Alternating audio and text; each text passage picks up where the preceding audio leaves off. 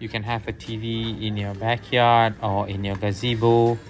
Just strap it on and have a good time. I'm having a barbecue today. I'm making some chicken and vegetables. And it took me 5 minutes to set up the TV at the back. So whenever you have a barbecue, you can do that. Just bring out your TV. This post is 6 by 6, so I'm putting on the rubber padding first on the corner of this mount before I put it on. So instead of putting it in the center, what I do here is I put it in the corner of the post, because in a corner, in a square post like this, putting it in the corner makes the grip much more better and it doesn't move. So if you're okay with not putting it in the center, some people do like to put it in the center.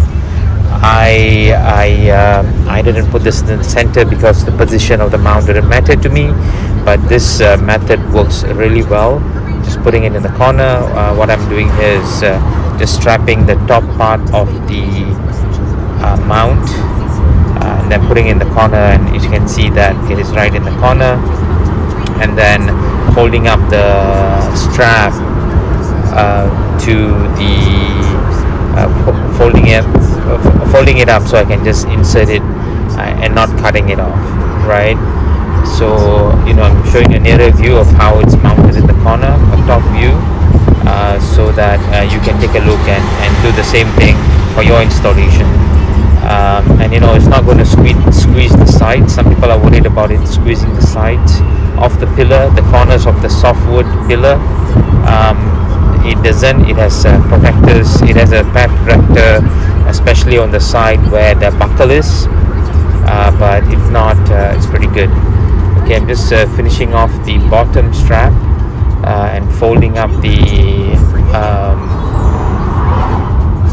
strap in for the bottom, and then I'm going to click in the